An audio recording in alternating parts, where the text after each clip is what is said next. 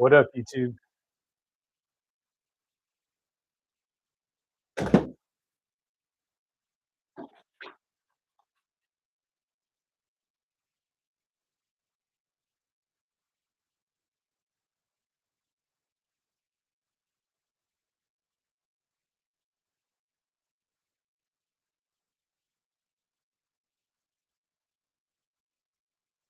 What up, YouTube?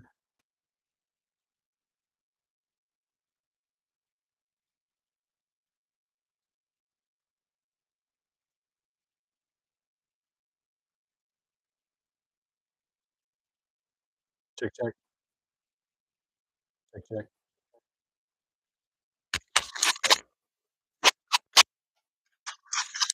Right.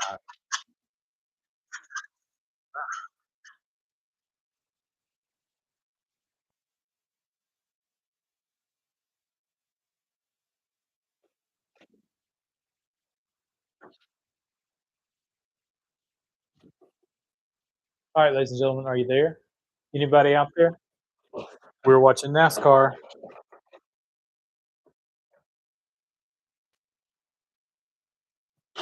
the last stage.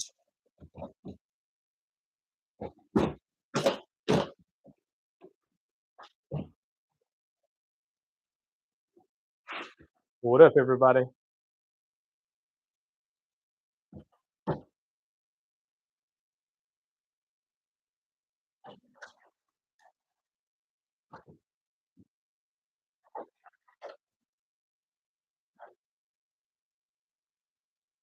All right, everybody, this is the last stage of the NASCAR race at Daytona on CW. The O'Reilly series, by the way. Do you know about NASCAR? Anyone out there?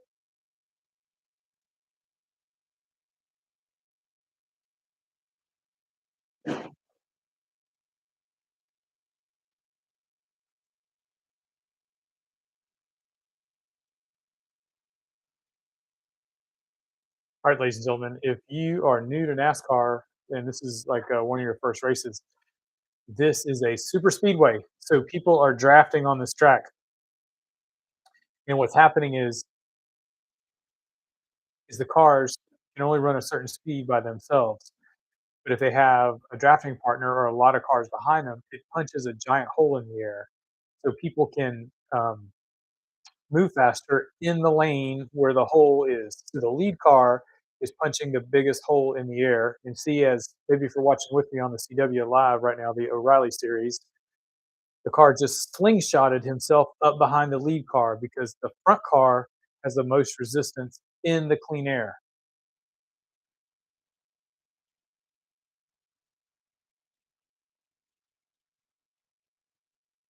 And right now, Austin Hill is in the lead, and he's won several super speedway races over the past few years at Daytona and Talladega.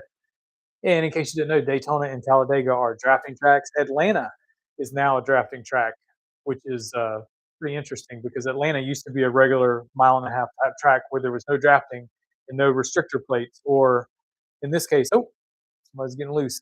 So previously, Atlanta was just like a regular track and there was no restrictions on the engines. But now, instead of a restrictor plate, we have a tapered spacer. And see these guys behind Austin Hill are trying, like, you know what, to get around him. But the lead car has the advantage of the spotter in his ear telling him to go high or go low and whether or not to let somebody else around him.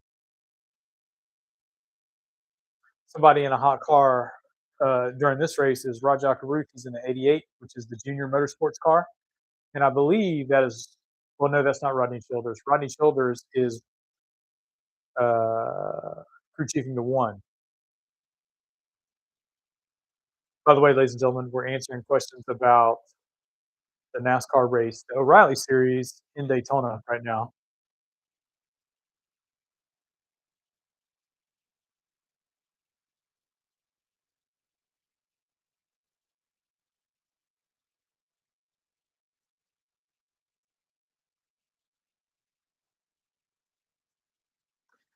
And bump drafting is going on as we speak. the other cars are sneaking up behind, not sneaking, but driving up as far as they can to the ones in front of them, and then they push the car a little bit, and it gives it more speed. There's almost like a beach ball effect between the cars, where when one car gets up behind the other car, it sort of pushes the car. There's like an imaginary ball, and the air goes over the first car, onto the next car, onto the next car. So there's a big tunnel of air they're getting through. That's what bump drafting is. And sometimes, if they're going fast enough, they can hit the car in front of them and push it forward. They're not allowed to lock bumpers. Years ago, they were allowed to lock bumpers and go around the track.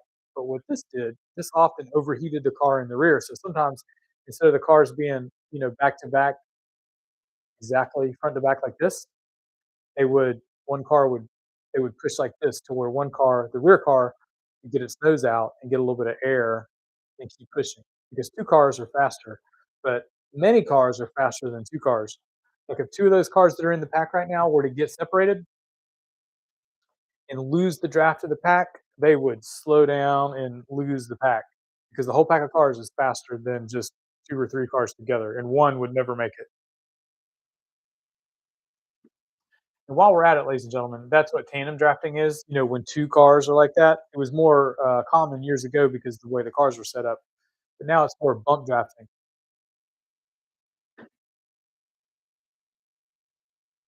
And side drafting is where the car comes from behind and goes around the side of the car. And as he's going around, he puts his nose on he puts his nose on the back bumper, not the back bumper, the quarter panel, like where the rear tire is. So the nose of the rear car goes on to where the rear tire is and gets close. And that air, instead of going over the car, now he's by putting his nose up there, he's still in the air from this car. So it's slowing this car down, and it allows him. It looks like he's going faster, and he is, but he's really slowing this car down. The lead car gets slow on a side draft, and we already discussed the bubble. Well, gets between two cars, and what that does, that's like an imaginary pocket of air. So when one car gets up behind another car, the car in front will go faster. And it's interesting because the Cup cars, the O'Reilly cars, and the trucks, they're all different, and they have different drafting techniques at Talladega and Daytona.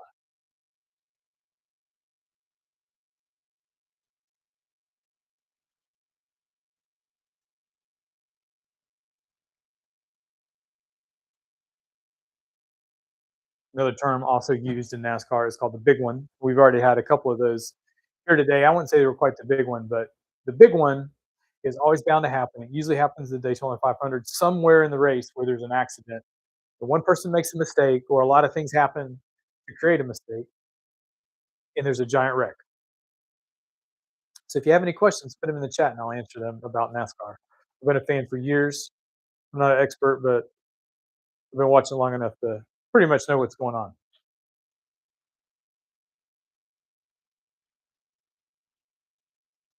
And Talladega, Atlanta, and Daytona are all unique in that they use what's called a tapered spacer, which is a big block that's on top of the intake manifold. And it used to be a plate that had four even sized holes in it when they had carburetors. But now they have a tapered spacer, which is a big block with four holes in it. And um,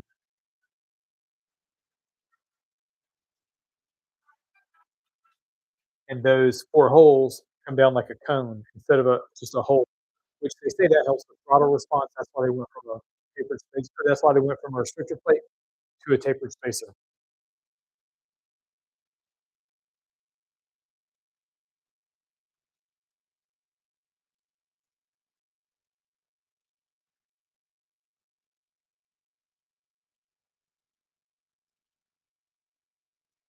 42 laps to go. We were watching the NASCAR at Daytona, the O'Reilly Series. Oh,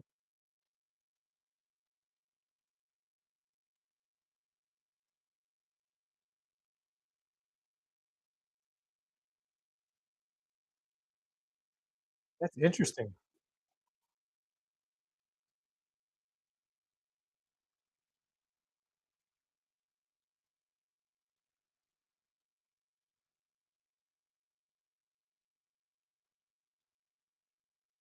Parker Resloff, he's running the number 99.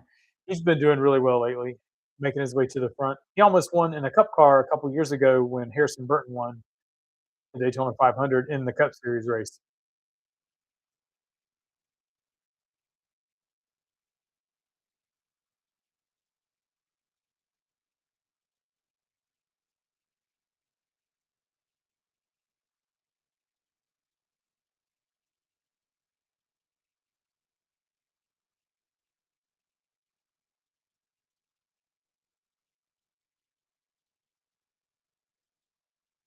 41 laps to go. Daytona.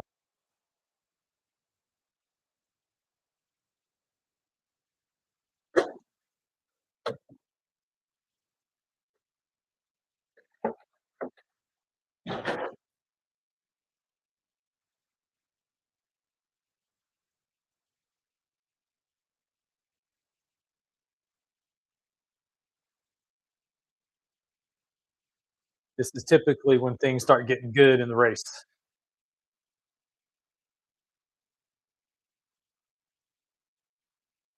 Another term often used in NASCAR is bailing out. Sometimes in these restrictor races like at Talladega and Atlanta and Daytona, when the traffic gets rough, people are bump drafting and things are getting squirrely, so to speak.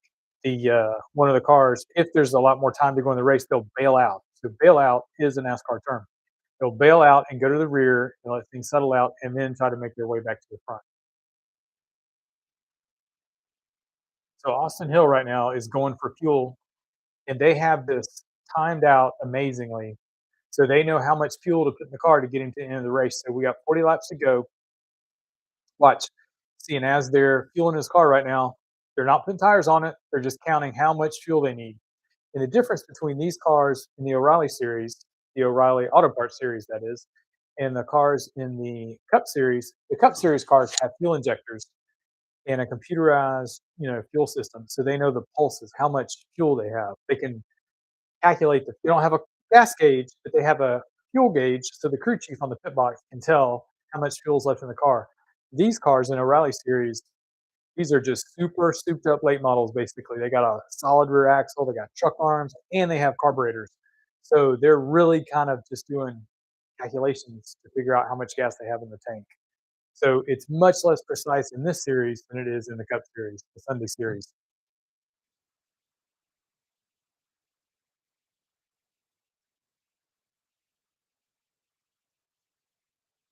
All right, and see, as they're coming back on the track now,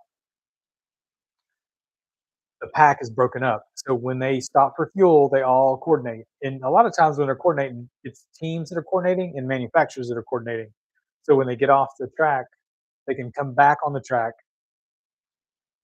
in a pack because the pack can go faster.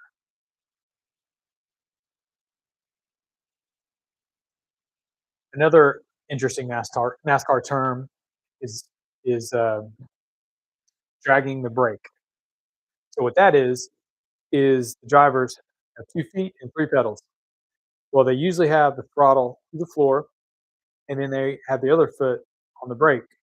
So no matter what, they keep that throttle on the floor the whole way around. And if they have to slow down, they still keep the throttle down, and they push the brake with their left foot, and they hold the throttle to the floor with their right foot. So that keeps the motor wound up. So they just slow the car down with the brake while the motor stays wound up. And the reason they do that is because they have a restrictor plate or a tapered spacer, and that restricts the amount of air going into the intake of the engine. So the engine is sluggish. So if they were to take their foot off the gas and put it on the brake momentarily and put their foot back on the gas, it takes longer for the engine to rev back up and get back up to speed. So that's why they use 2 feet. Interestingly enough, there's driver Shane Van Gisbergen in the Sunday series. He uses 3 feet. So he does what's called heel toe. He uses his right foot for the gas pedal like this. I guess you would see. Anyway, he's using, hard to explain. I got it backwards here. Anyway, he's using like his heel to press the gas and his toe to blip the throttle. Okay. And he's doing this on road courses, and he's using his left foot for the clutch because in most tracks, they don't need to use the clutch other than coming out of the pits. to start the car, from stop to go, because the transmissions now are synchronized, so they don't have to push the clutch in the shift.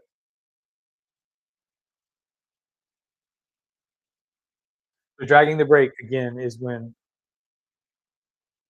the lead car in the front is trying to go faster than the pack's behind him. And if he doesn't slow down and get to the pack will get more speed than him and go around him or her, whoever it is. So what they do is they drag the brake and slowly get back to the pack. And so the first guy in the pack will usually push him or try to go around him. But he's trying to prevent the guy from going around him because if he doesn't stay close, he's going to get past.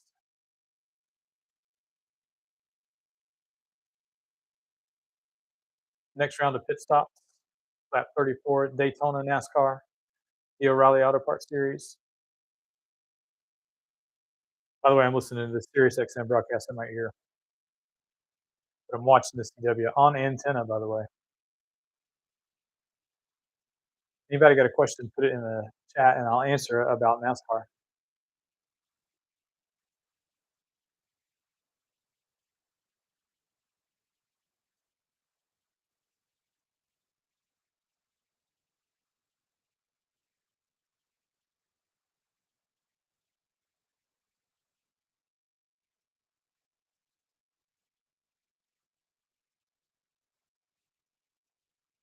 And see, as you can see right now, those cars that just came off of pit road got passed by the cars that already got their gas.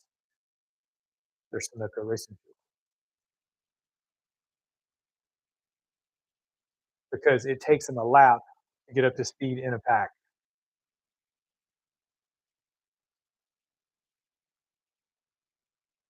Carson Hocevar's in second. Oh my gosh.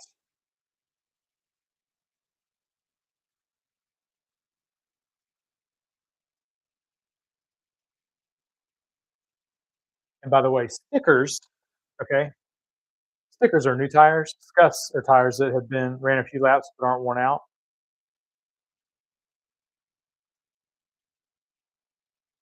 So at Daytona, they're usually always taking stickers, always taking new tires. And sometimes they don't take any tires. But usually at Daytona and Talladega, there's really no reason to use scuffs because they generally don't run out of tires.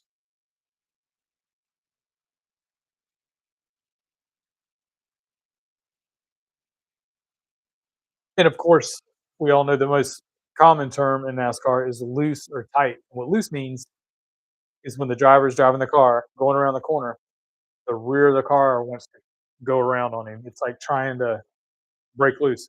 So the things you have to execute in a turn, you got to get the car to turn. And the faster the yaw, this is the yaw of the car, well, like this. This is yaw. The faster the yaw is, the faster the car turns, the faster they can get back to the throttle and put the power down and go fast down the straightaway.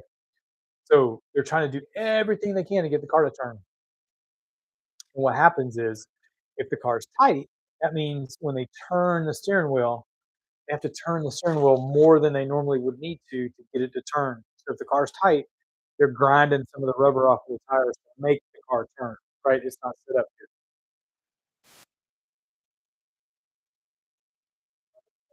Fast and the straightaway, it's a careful balance. And that's another term in NASCAR, balance.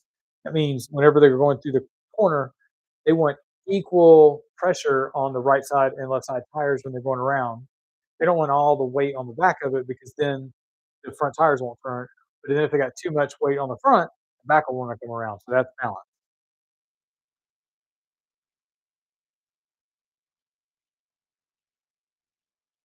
So it's interesting. These guys that are leading right now probably still have to make a fuel stop.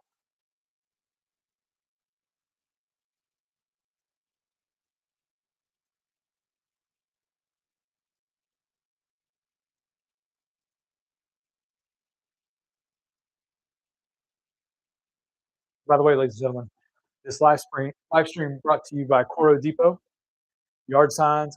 This, I sell the best yard sign steak ever right there.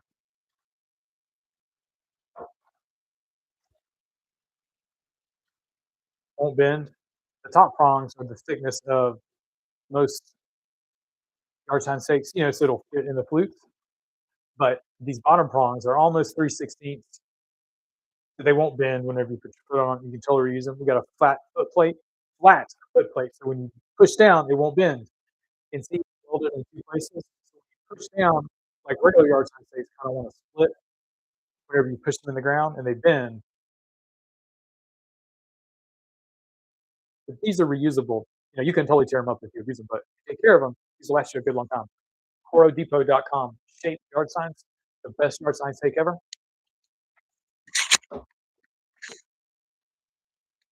Oh, got a big crash.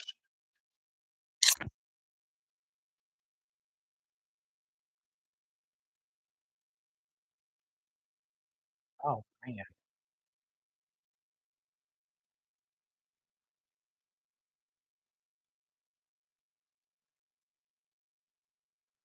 Wow.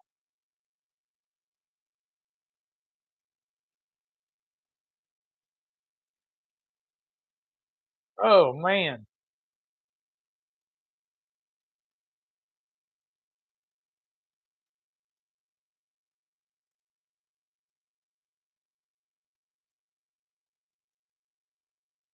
Jeremy Clements is wrecked the 51.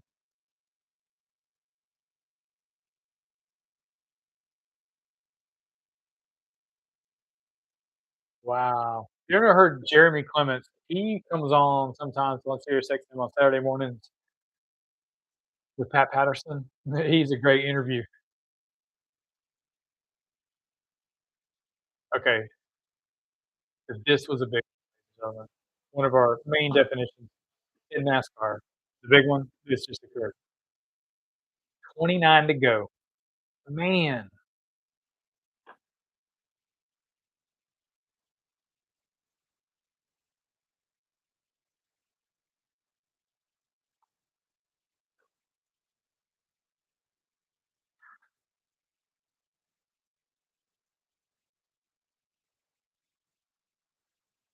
excuse me.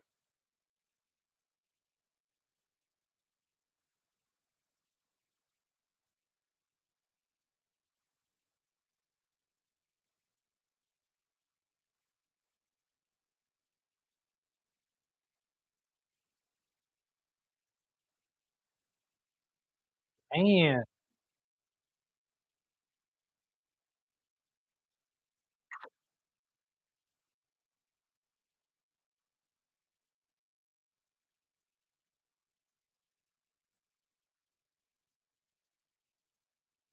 quick check.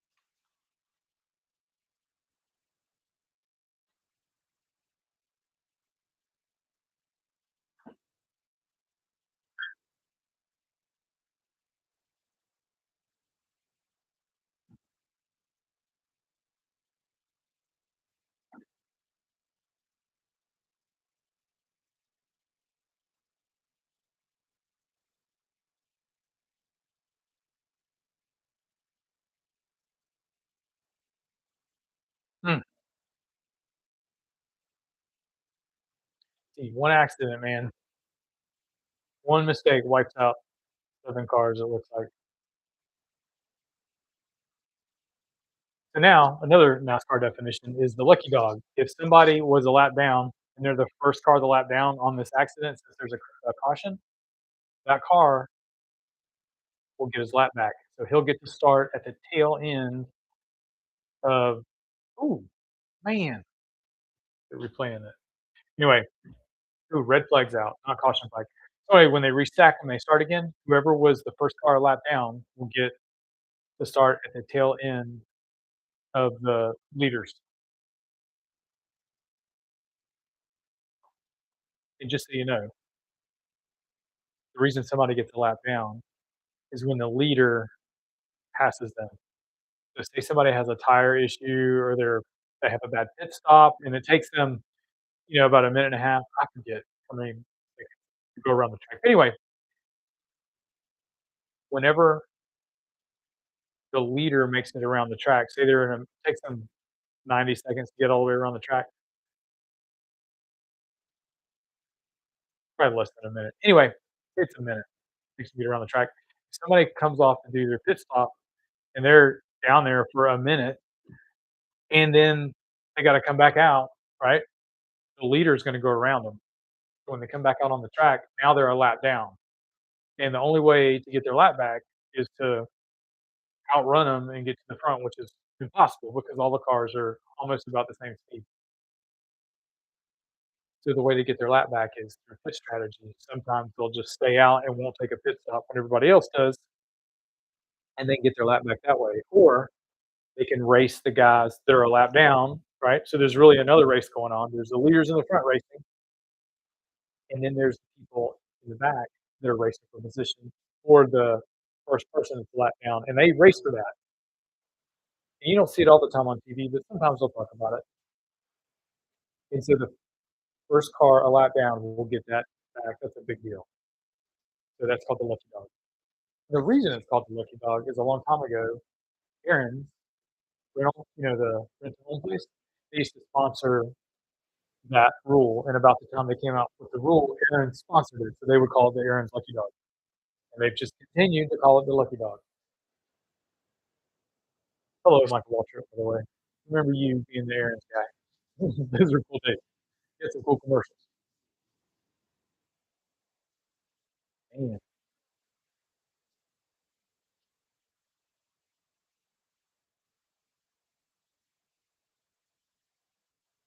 And then there's the deal, there's what's called the wave around cars that want to get their lap back. In other words, there's the lucky dog, like say there's everybody going around, say there's 20 cars that are on the lead lap, and for whatever reason, the last 10 cars have gotten passed by the leader, whether it's the crashes, bad pit stops, or just being slow. Well, the first of those 10 cars, if there's a caution, will be able to come back out and get their lap back. Then there's the wave around cars, and those cars come around and get their lap back if they don't take a pit stop. They don't get to start in front of the leaders, but they start behind the leaders. So it would go the lucky dog, it would go the leaders, then the lucky dog, and then the wave around cars. If I'm wrong,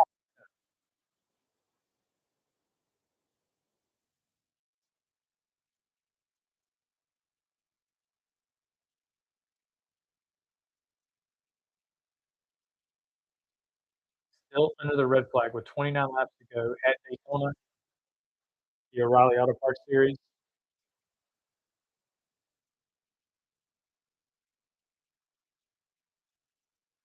Happy Valentine's Day, by the way, everybody. I had no clue it was Valentine's Day today.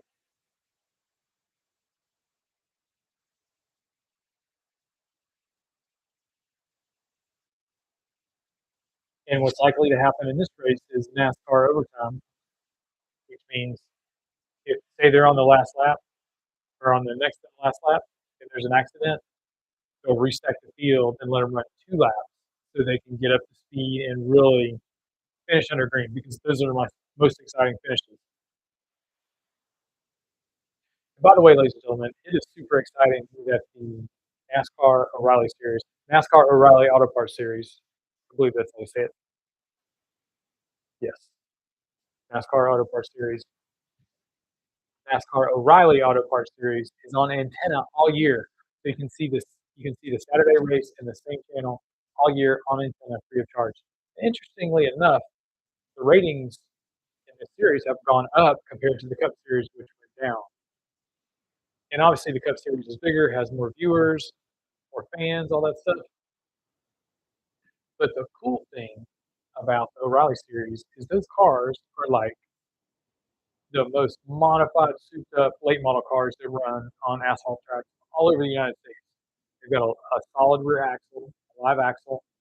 They've got truck arms that axle's hooked to and coil springs. The engine has a carburetor. I mean, it's really, really cool. And they use the same tires on the Raleigh Series cars as they do on the Truck Series trucks. And interestingly enough, the Truck Series trucks use the same tire as the Raleigh Series, but the Truck Series all use the same engine. They all have a crate engine, and that's part of keeping the cost down in the Raleigh Series and the Truck Series. Check, check. If you're listening, send me a text. Make sure you can hear me okay. And can you hear my fan in the background? I'm in Florida, and ironically, like a week ago, the iguanas were falling out of the trees. Well, now it's hot in Florida again.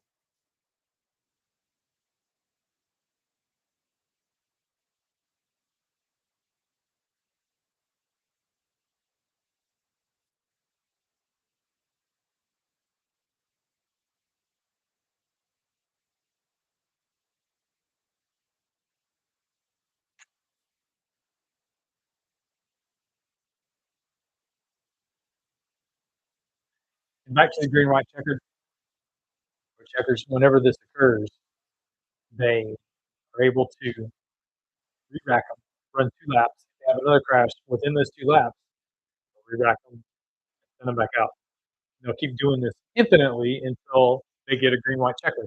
Now, there's a point on the second lap, on the very last lap, once they make it on the back stretch, there's a line. Once they make it past that line, if there's a caution flag, that'll end the race. In other words, the caution, they'll freeze the field, and where everybody's at, that's where that's the position they get.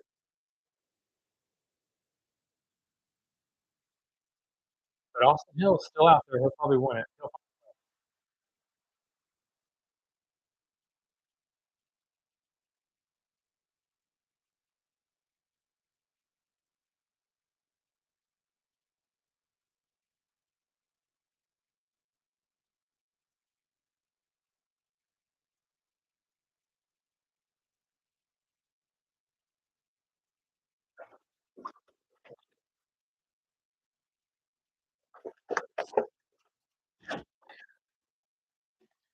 Still 29 laps to go. NASCAR O'Reilly Series at Daytona. O'Reilly Auto Parts Series. That's gonna be hard to get used to saying. I heard a couple guys. Everybody's used to calling it Xfinity.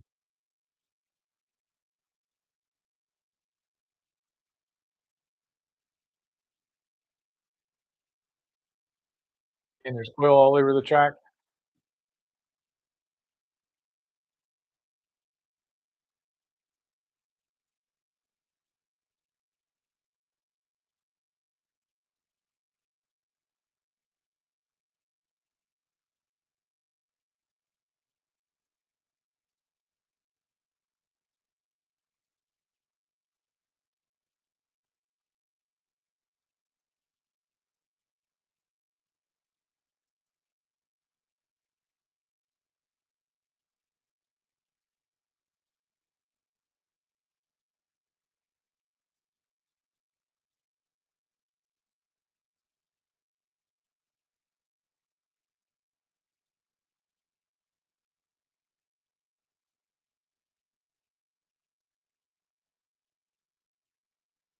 Did anybody see Cletus? I missed the race today, but I heard he finished about 11th, I think.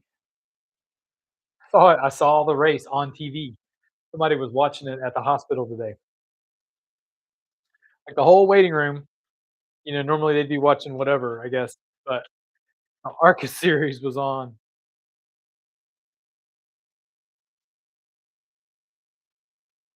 Kinda, I would think whoever was, in charge of the remote in the waiting room was probably the Cletus fan.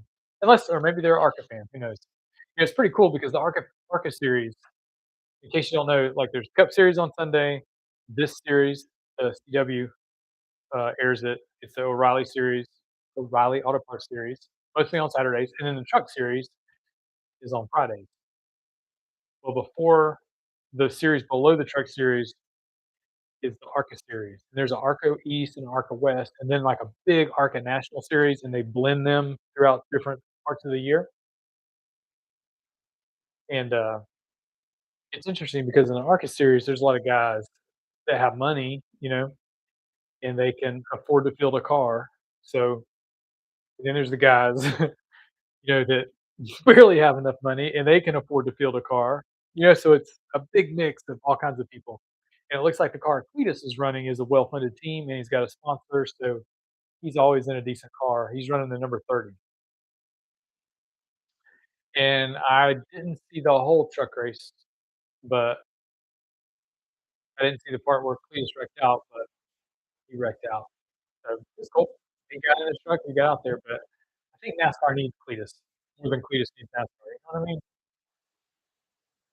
Still under a red flag at Daytona. Lots of oil on the track in the NASCAR Raleigh Auto Parts Series at Daytona.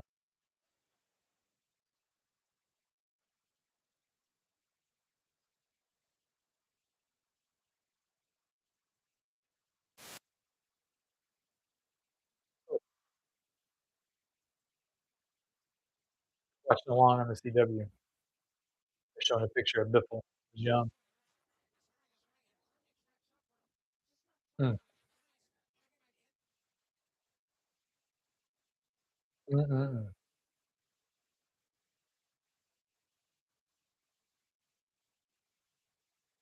Ladies and gentlemen, this live stream brought to you by the Left Hand Bag. You look in the product description. It's a non-dominant limb use only bag. The reason that's important, I don't know if any of you ever, most of you are probably right-handed, and most of the world is left. I mean, most of the world is right-handed. Only 10 to 12% of the world is left-handed. And if you dig a little deeper into why some people are left-handed, it's really fascinating. But the idea of the left-hand bag is it's a constant reminder to use your non-dominant limb to do something. So imagine, ladies and gentlemen, that you go to work or you got some computer work to do, and maybe you're stuck on a project and you just kind of can't figure this thing out, and you're stuck on a certain element of that project. Well, if you take the left-hand bag that's sitting in the corner somewhere, it reminds you, "Ooh, let's try my non-dominant limb on this computer project," and you switch your mouse, right? Simply go to your settings and change it to a left-hand mouse. First, on the left side, you just gotta switch your button so your left finger can click the button. You do your work.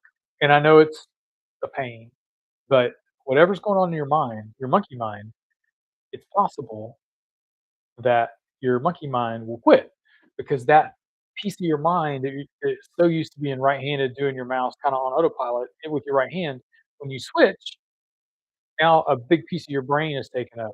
So in other words, right-handed people are using this side of their brain. Left-handed people use this side of their brain. So the data for you to move your mouse around with your right arm is on this side of the brain. But when you switch your mouse to your left arm, now you got to use this side of the brain to get to your arm. So the data to move the mouse is taking an extra step.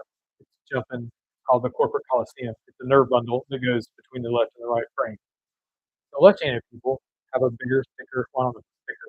They have a more exercised.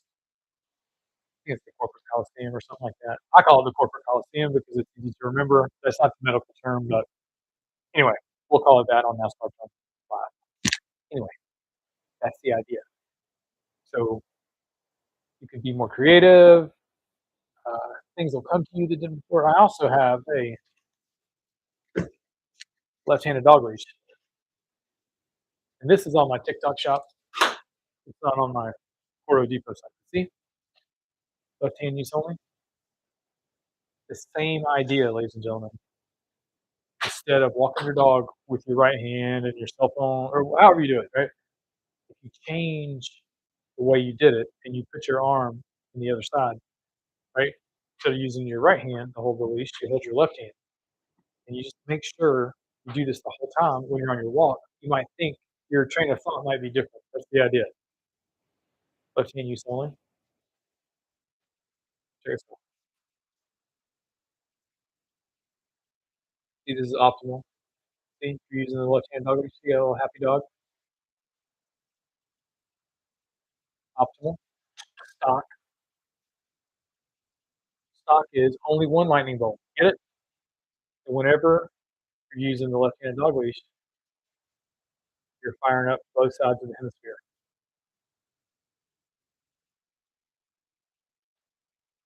One side channel is right. See that?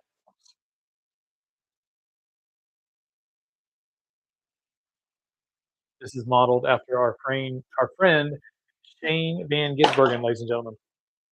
Check that out. He's got two lightning bolts. He's using one foot for the brake and the gas, and he's using his dominant left arm to steer, dominant left arm to steer, and his dominant right leg to work the brake and the gas. Because Shane Van Gisbergen is left-handed, okay, but he's right leg dominant. So he's using both of his dominant limbs to control the car. There's a whole list of things he's doing that we all know and understand about. He's using clutch modulation and he's using the heel toe method, and all these things are known and scientific. Everybody understands them. But what I'm telling you is he's doing something different than nobody else is doing because he's left-handed. His corporate coliseum, he doesn't even know this. This is just my theory because I'm left-handed, right? And I've got a bunch of left-handed family. I've observed this for a long time. And left-handed people, I don't know if you know this or not, but see patterns. Not all left-handed people, some do. And then if you look in the autistic spectrum world, people that are left-handed, like in other words, just out in society, it's about 12% left-handers, 88% um, right-handers. But in the autistic spectrum, and what's the other thing? The autistic spectrum. It's called attention deficit disorder, whatever. And they're not disorders; they're just characteristics, I think. But anyway, people on the spectrum, there's like 25 to 30% of them are left-handed, right? And then there's still most people on the spectrum are right-handed, but the percentage of people who are left-handed is way greater that are on the spectrum or who have took the test to diagnose, so to speak. It's like the cars are rolling again at Daytona, 26 laps to go on the Nascar O'Reilly Auto Parts Series.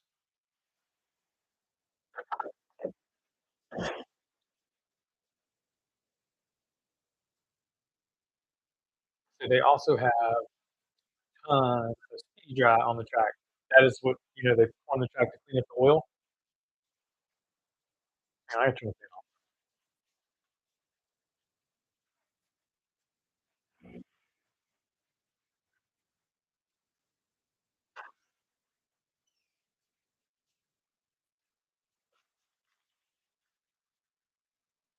All right, we're back. 29 to go. Looks like Natalie Decker got in a wreck. I heard she had a baby. Is that true? Anyway, good to see her back out. Oh man, yeah, she didn't have any place to go. That accident, and she caught on fire. Woo!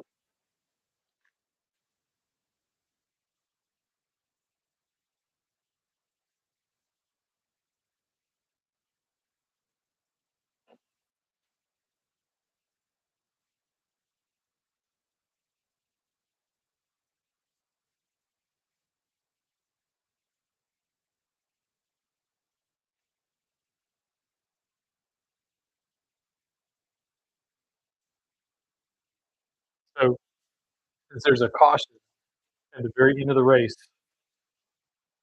and everybody already did their fuel stop. Not everybody, but most people did. But I guarantee you, there was people in the back that were not taking a fuel stop, or doing their fuel stop, counting on a wreck, and they got it. Now they're on the choose column. We'll see. Okay. Rajat Group, he's in fifth or sixth. Parker Resclaw, he's right next to Raja. These are two new guys in this series. Raja was running trucks. I believe he got a win last year. Parker has come close, man. Jeb Burton, he's in the 4th row.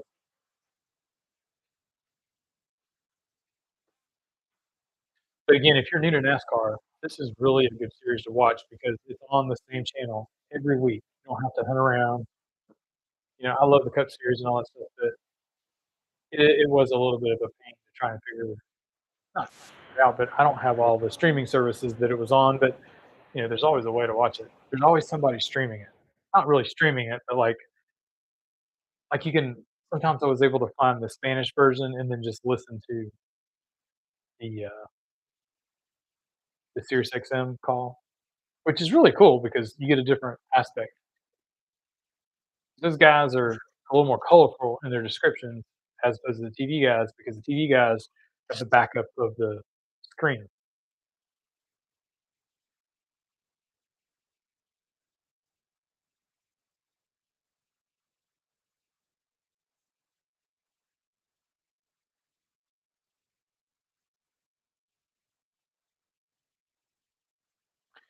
And I've also heard too that the truck, the Friday series, these trucks are harder to drive in on restrictor plate tracks than they are these kind of cars. But the cars are easier to drive. Excuse me, not easier, but they're more stable than the trucks are. I think that's why old Cleater spun her out yesterday because they went 3 wide on the second lap. And he was on the bottom hanging on. And one of the reporters asked him, they said, "Why didn't you drop to the back in the beginning and get your feet wet or whatever?" And he's like, "Man, I qualified 12th. Why would I drop to the back?" That's not exactly what he said, but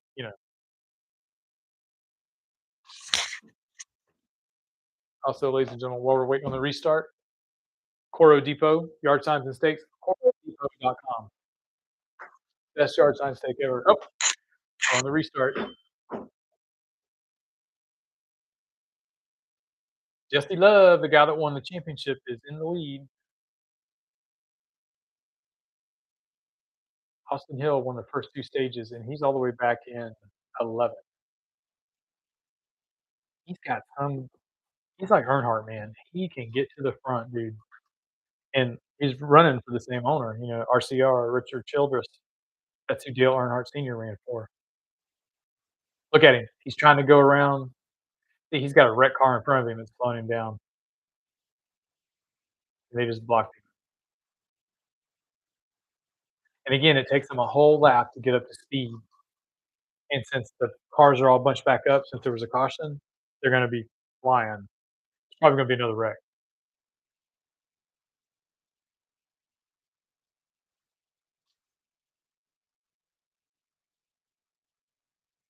And also, ladies and gentlemen, another NASCAR term is spotter. That is the person who is in the stands with binoculars and a radio, and the spotter can talk to the driver and also talk to the crew chief, and the spotters talk amongst each other too. A lot of times at the end of the race, especially these restrictor plate races, they'll start making deals. Hey man, you help me. The spotters will move around in the stands where they're at and talk to each other because the drivers can't talk to each other, but they can through their spotters.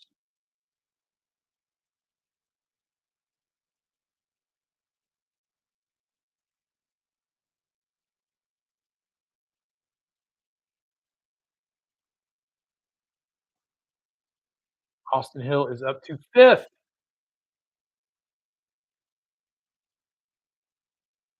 He gets a little uh, trouble because he's a little bit dirty,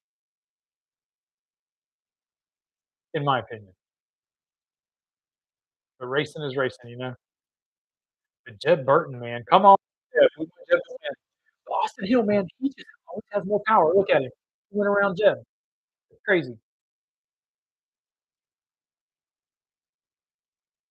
Sometimes I think they pressurize the roll bar with nitrous, and let it rip at the end. I'm kidding.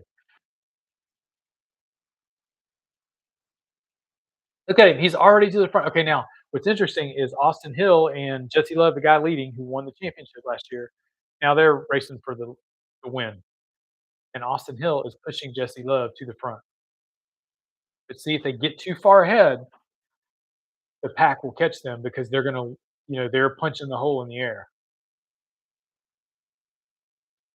And I bet you We got 21 to go, so Parker Resloff. Oh, it's in 4th. Oh, we got another wreck. Oh, man. It's another big one, man. There's gonna be, like, 9 cars left at the end of this race.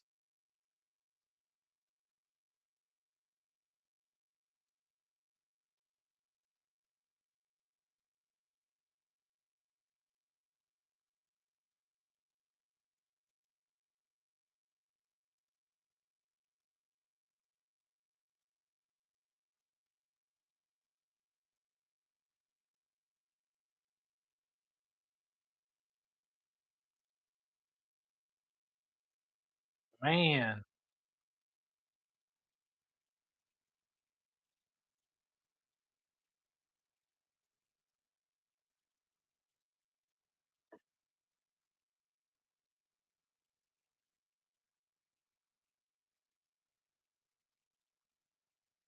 fire in the grass.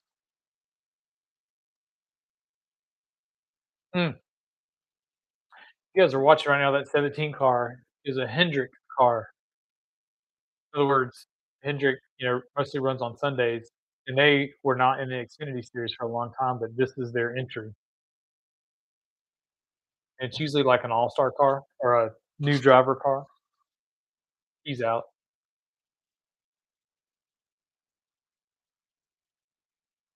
Oh, man, Jeb Burton got wrecked.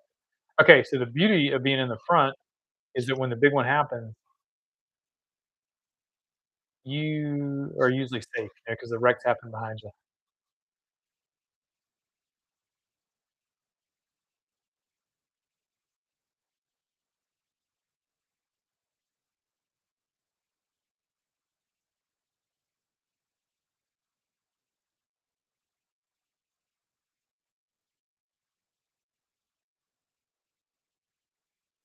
Mm, man, 5th caution of the night.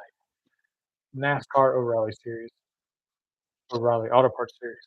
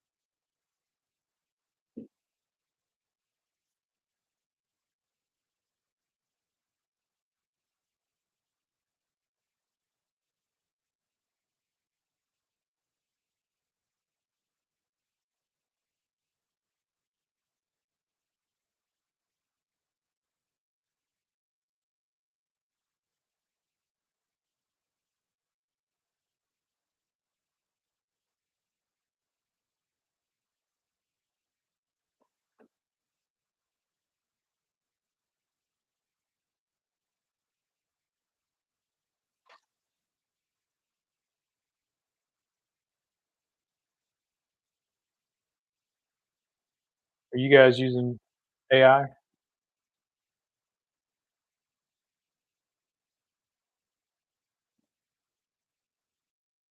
Works good sometimes. I've had some luck with it. Di uh, Automobile problems. My sister's Suburban had an issue, and nobody could figure it out, even me.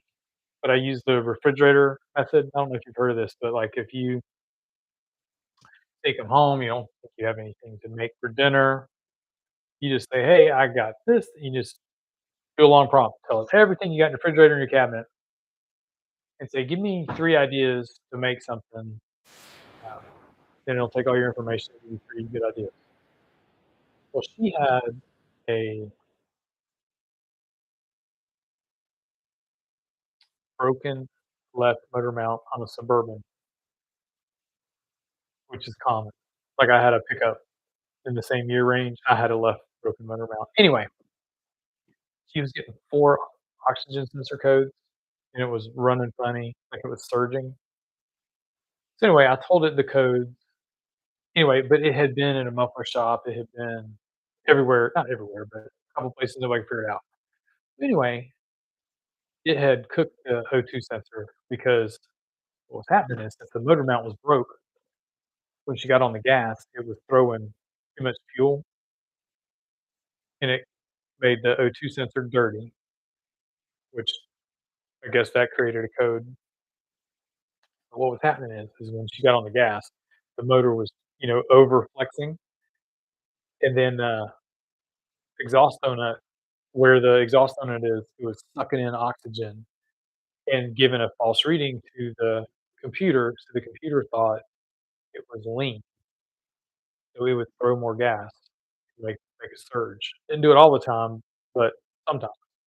Anyway, we changed the sensor, put a new one in it, and it was still throwing a couple codes, but at least it was drivable. So it's interesting that, it had all these O2 sensor codes, but unless you know what a broken motor mount feels like, you would never know, right? Because if you don't know what that feels like when you drive it, you would never know. So anyway, and I guess, unless you have a Suburban with a broken motor mount and you know that you have one, the guys in the muffler shop probably just didn't know that.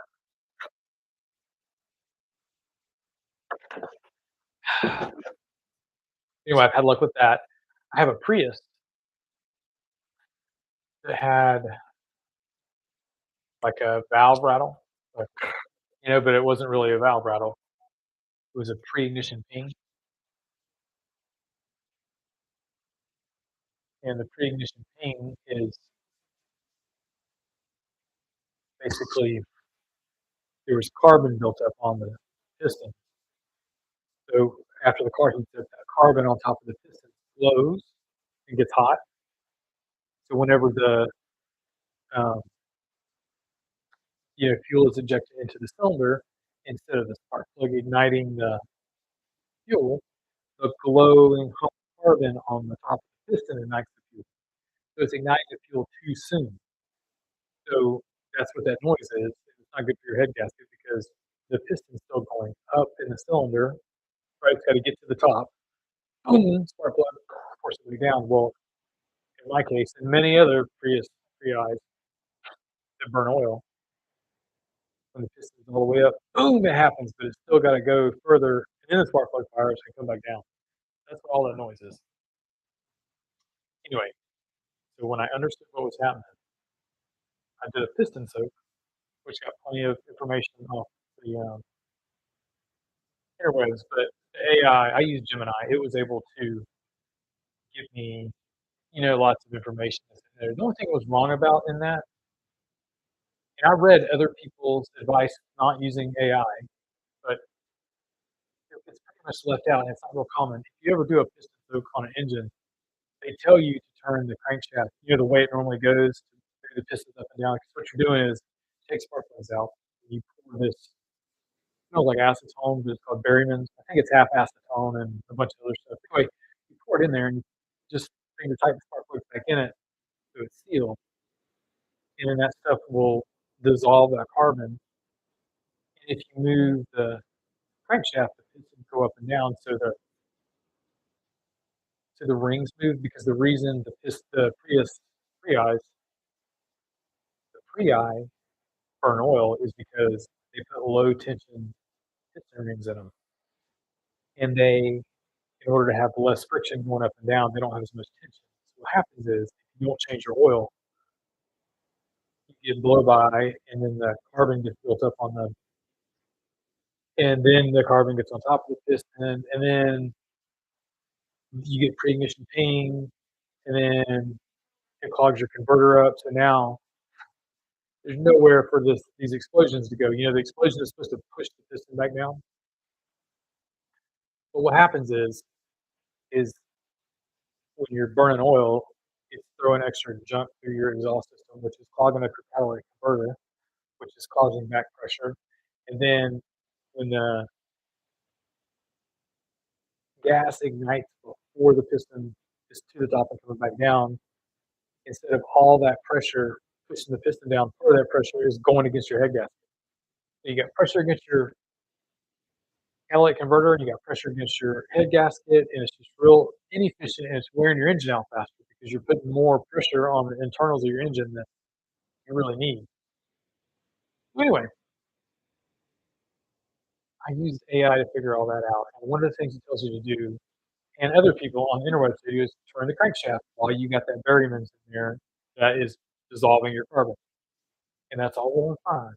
But it's also dissolving all the oil that's on the wall of your cylinder and all the oil that was on your piston ring. So when you're moving the piston, it's a dry cylinder and dry rings. There's no oil. So, hey, and like when I rotated my crankshaft one time, I turned it and it got hard, like it wouldn't turn, and it freaked me out for a minute. But anyway, that's what it was because there's no oil in there. It did, I don't think it hurt anything. I mean, it may have scored the inside of the cylinder, maybe not. I don't know. But if you do it, or if one was to do it in the future, I would definitely either only just turn it a little bit while the Berryman's is in it because I think that lubricates it a little bit. But what happens in the very beginning is when you first start pouring that stuff in there, because you're getting blow by from the piston rings not being squeezed out against the cylinder wall, you're actually getting it's not a perfect circle on the wall. So there's a place for that Berryman's to run down. So it runs down through the cylinder wall. So in the first few times you pour it in there, it doesn't stay in there very long. But as more time goes by and it cleans that carbon up, the rings on the piston, in case you don't know, it's just a round, cylinder, and it's got a ring around it. It squeezes out against the wall, and there's like three rings, and they're meant to turn, slowly glide around and stuff. Well, the carbon locks them up so they don't move. But as you put the Berrymans in there, it loosens them up so they expand. And then as you pour it in there, it doesn't run out as much. So as you turn the crankshaft in between those soaks, I would either have Berryman's in there or I would add a little bit of oil and turn it and then put Berryman's back in it because it'll just dissolve the oil. So what I did after I soaked it, it took like a day and a half to do it. But when I got done, I put oil in the cylinders for the top. Then you let the spark plugs out and crank the engine over and put a towel over the four cylinders. So it blew the oil and the oil carried the little carbon chip out with it, right? And I did that 2 or 3 times to get the oil out and the carbon out and whatever. And then whenever you get done, throw it back, I gotta crank it up. It smoked, man. I tell you, it fixed the pre-ignition thing. And I wouldn't consider an oil burner. It only had 150,000 miles when I bought it. Mine's a Gen 2. But the thing is, whenever mine didn't really burn oil, but if you, in the 2 or 3 times I changed it, I would always put 4 quarts of oil in it. It takes 3.9, so I'd overfill it just a little bit, and then by the time I got to 5,000 miles, you either need to change the oil or add a little bit of oil to it, and I never have really had to add oil. So some people have this problem, and they're adding oil every 2,000 miles, okay? But I wasn't really having to add oil.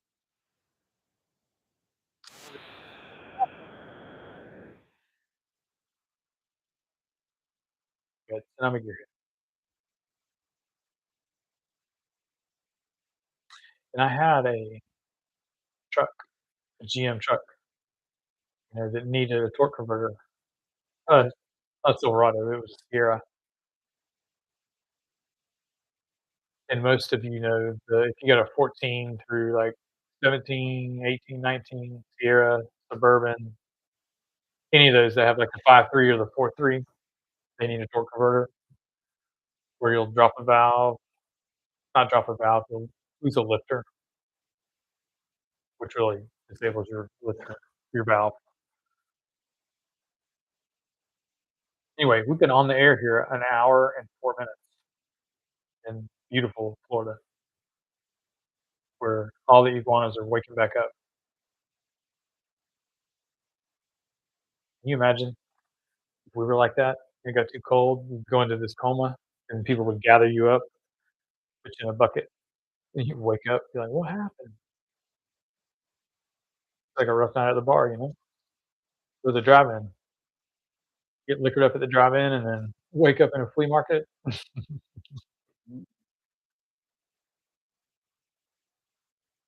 So it sounds like there's 20 cars on the lead lap, and Jeb Burton, getting back to the NASCAR terms, Jeb Burton is a lap down because he had to go in and he got wrecked. So they worked on his car and put him back out, but it took so much time, the field went around him, so now he's 1 lap down. So if he stays in that first position, he will be the lucky dog. And if there's another caution, which there probably will be, he'll get the lucky dog and he'll get to go around the field, come back and be at the tail end of the leaders, which is beautiful. That's what they all want.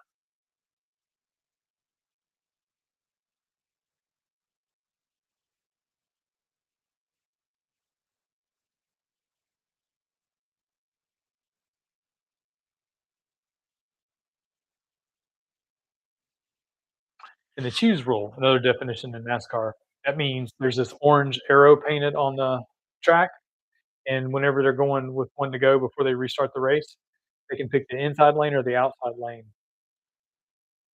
And on some tracks, it really doesn't matter, but on many tracks, it matters because, like a short track like at Martinsville, as the race goes on, it becomes really clear what lane's gonna go faster. It's usually the inside lane at Martinsville or Bristol because the car on the outside can't really get enough speed to get around the other car unless you're Tyler Reddick at Homestead. Tyler Reddick made a pass on the outside of Homestead that was amazing.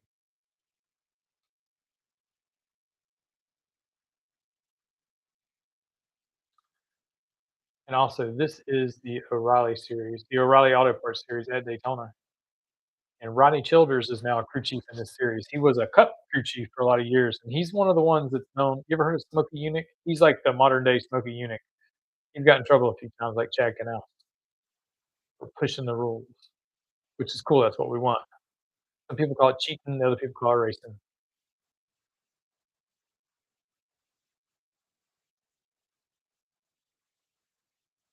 Oh man, Jesse Love's in the front, Austin Hill's in the front,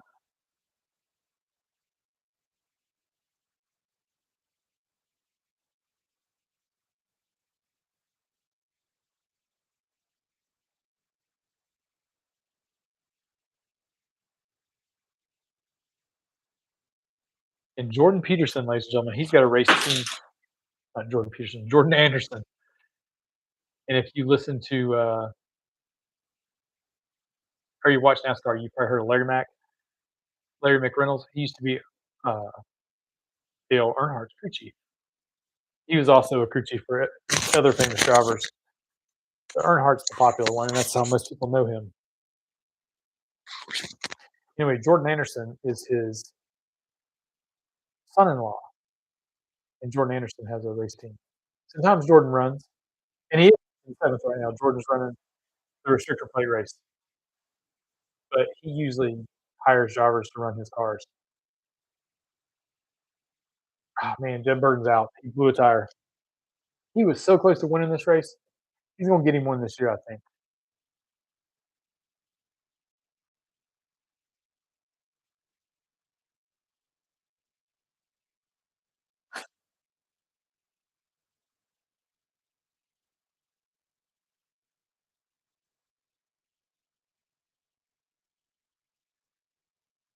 Caution's out again, ladies and gentlemen.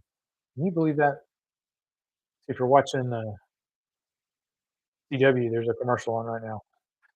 But I got Sirius XM on in my ear, and they're still calling the race.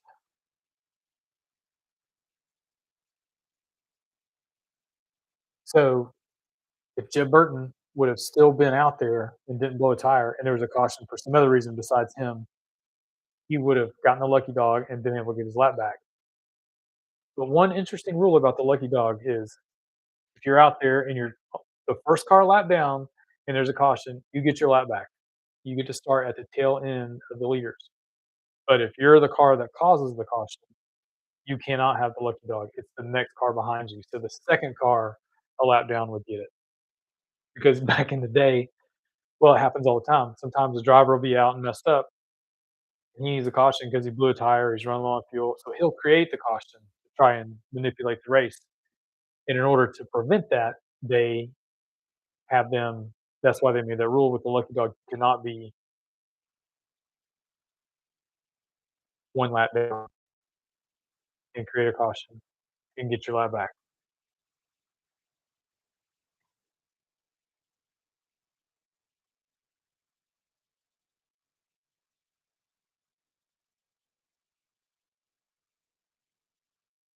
So I really enjoy the races that are on antenna. It would be neat to know the ratings difference.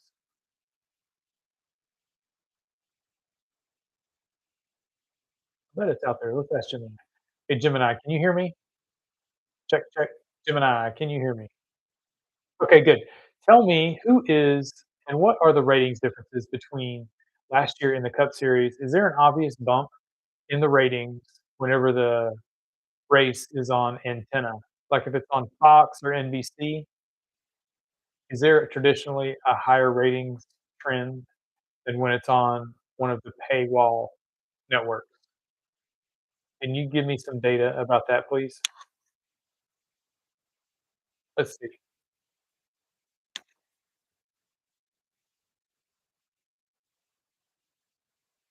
Also, what's neat is like you can train your AI to whatever. And in Google's version, like it was talking way too much. Like it would make these answers like way too long. And there's a thing you can go in the settings for preferences. And so one of my preferences is if you can answer with yes or no in the very beginning, please do so. And please make your answer as dense and short as possible. And if there's something I need to know that you feel like you need to add to let me know, put it at the end. And it works pretty good.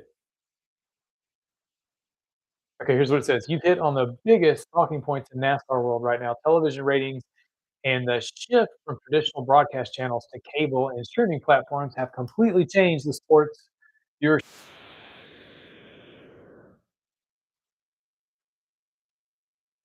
between the 2025 and 24 Cup Series seasons, along with the data showing exactly how much of a bump the main antenna network actually gets.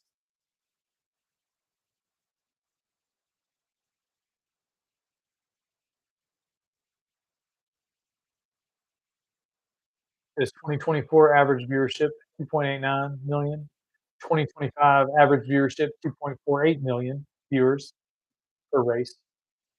The difference, a 14% drop in average viewership year over year. NASCAR leadership openly stated this drop was exactly what they predicted would happen by putting more races behind a paywall. The network TV bump, broadcast versus cable. The 3 million mark, historically, almost every points paying race held an over the air network TV, Fox, NBC, easily eclipses 3 million viewers. Meanwhile, out of the dozens of races broadcast on cable or streaming, hardly any managed to ever break that 3 million barrier.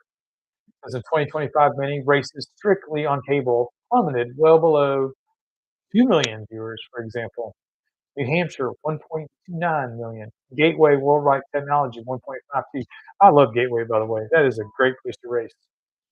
Kansas, 1.49 million viewers. For the sports media analysis, NASCAR races that moved from broadcast TV to streaming platform like Amazon Prime Video in 2025, saw a 27% drop in viewership compared to the year prior. Races moving from broadcast to cable dropped by about 32%. Interesting. Okay, listen to this. Side by side look at how broadcast networks vastly outperform cable and streaming services using the recent 2025 data. Atlanta, 4.58 million views. And by the way, ladies and gentlemen, Atlanta is an amazing race because now it's like a restrictor plate race. It's blended with a regular fast mile and a half, and it's a good race. And Corey LaJoy almost won that a few years ago. Hello, Corey, if you ever watch this. Corey LaJoy is also a southpaw. So is Dale Jr. The Daytona Summer Race, 3.29 million viewers. Bristol Spring, 2.5. That was only this one. Pocono, 1.86. Prime on Prime, Amazon Prime.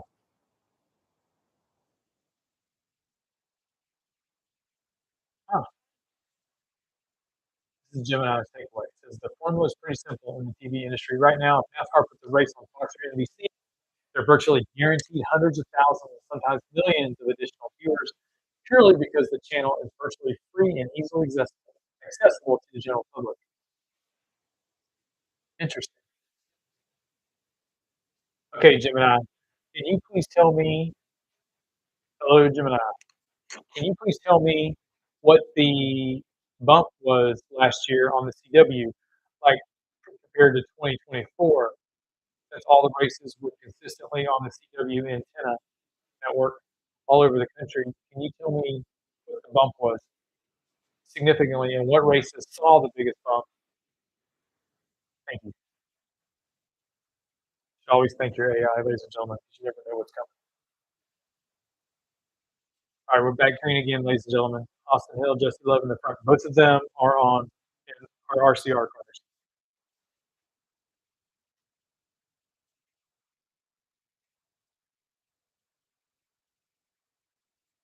Parker Ressloff in third.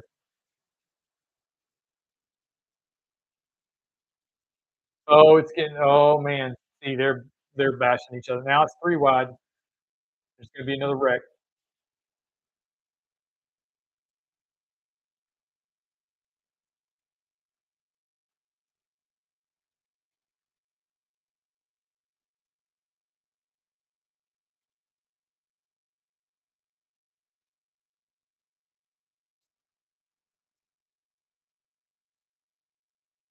See now, Austin Hill is blocking his teammate. 8 laps to go, and so he's in the very front, and there's two cars back there, and he's going back and forth in front of him.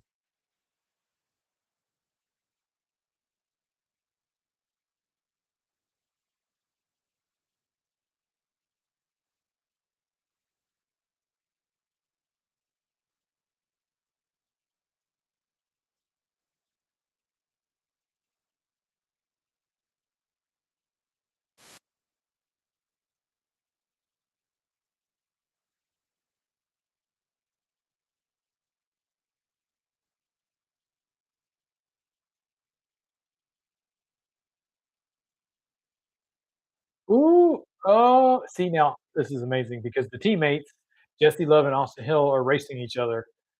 And earlier they were working together, keeping everybody behind them. But now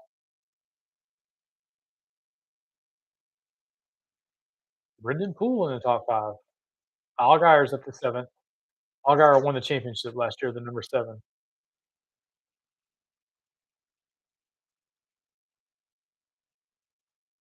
Oh, they're wrecking.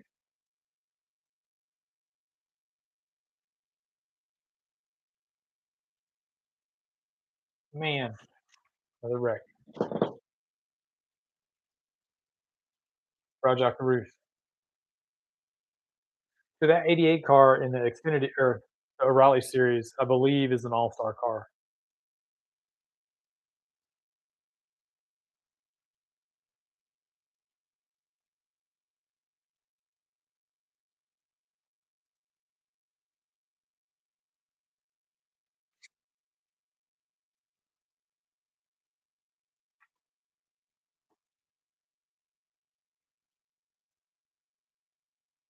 Okay, while we're under caution, the overall increase, this has to do with how much of a bump the Xfinity series got, which is the O'Reilly series you're watching now, because Xfinity sponsored it for several years, and now O'Reilly's sponsoring it. O'Reilly Auto Parts.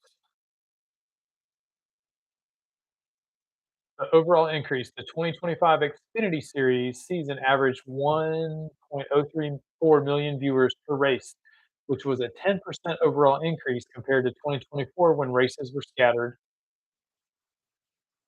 over FS1 and USA Network. It, the demographics, it wasn't just older fans tuning in. Viewership for adults ages 18 to 49 jumped by 7%. The streak, thanks to the CW network bump. The first 13 races of the 2025 season each drew over 1 million total viewers. That's a massive milestone for the Xfinity series, which hasn't achieved that in a decade.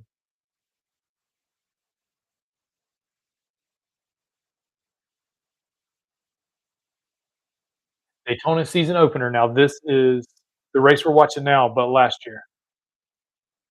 This was the absolute biggest winner. The 2025 opener on the CW pulled in 1.825 million viewers. That's more than some of the Cup races, peaking at 2.2 million viewers compared to 900,000 viewers in 2024. Wow. So this race we're watching right now was the most watched race on the Saturday Xfinity Series in 3 years. Darlington, this race jumped roughly 782,000 viewers. Okay, so it had 1.12 million viewers on the CW in 2025.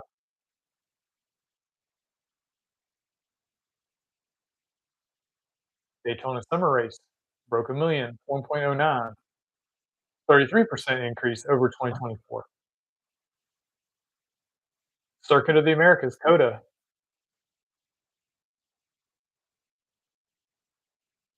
1.12 million viewers in 2025, a 28% increase. Texas Motor Speedway went from 800,000 viewers to 1 million, 23% jump. So just from going behind you know, a paywall to antenna, they got 200,000 more viewers on the second, the lower series race. Pretty good.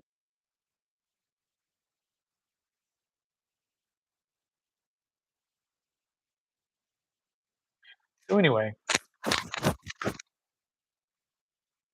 I would like to do this during the CW races because they're on the same channel. They're generally in the middle of the day, and they're always good.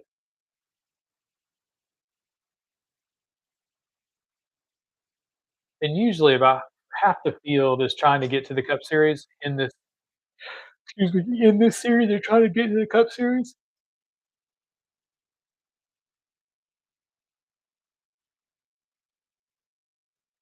But then there's an Allgaier that don't really. They're not going to move to the Cup Series for whatever reason.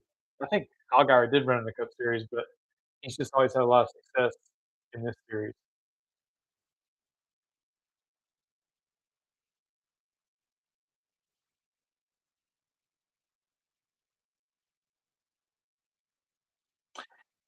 And I didn't see the accident that just happened, but it said it was Rajak Ruth and Carson Hocevar, and it looks like they were bam, bam, doing this to each other, like, you know, and Hocevar is known for aggressive driving. He's in the Cup Series, and he's good, and he's probably gonna win this year.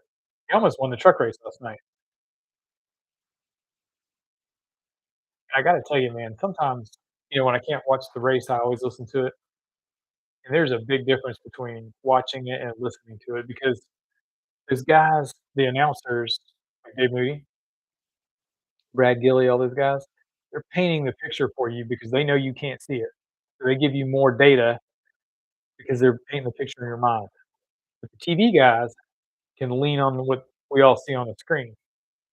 So it's less colorful in a sense, but you can gain much more data while watching it than you can just listening to it. So sometimes, when I'm trying to find it and I don't happen to have whatever subscription it is to watch the Cup race, sometimes I can find it, in another language or something, and then I just listen to the Sirius XM call, and it's interesting.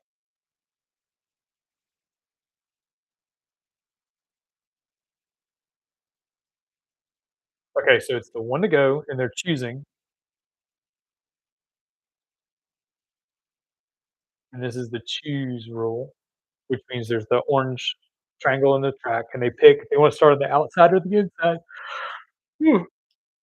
The advantage to that, excuse me, some tracks are real, like one lane whenever you restart, like at Martinsville, usually it's the inside lane. So everybody wants to start on the inside because the cars on the outside can't, you know, get around the outside fast enough. So say the first 5 drivers will all pick the inside, right? If somebody who's in 6th or 7th rolls the dice and can get up in the front row or the second row, even though the lane's probably not gonna go, there's a chance something will happen and they can sneak in there and advance their position. So it really helps as far as excitement goes. You know, the dopamine we all love from watching the race.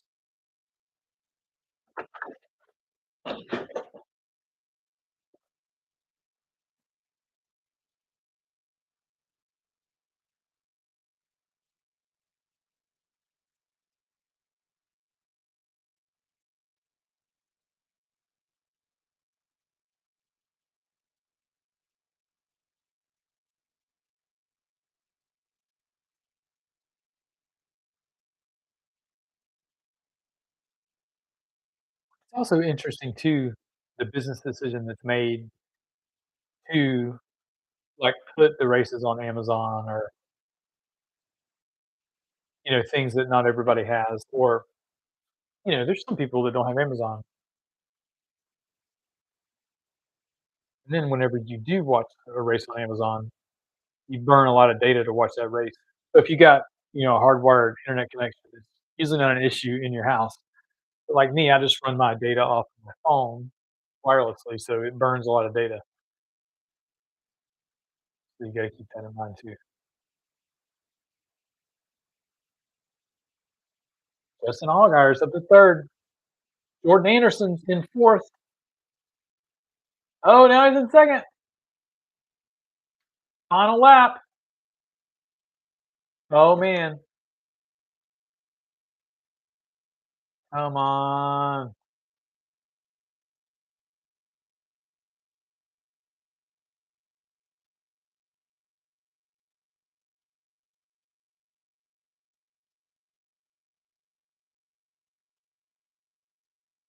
Yeah, Austin Hill got it again. Allgaier was 2nd, Ryan Sieg 3rd, Jordan Anderson got 4th.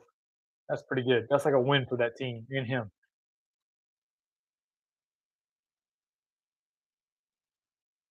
Mm,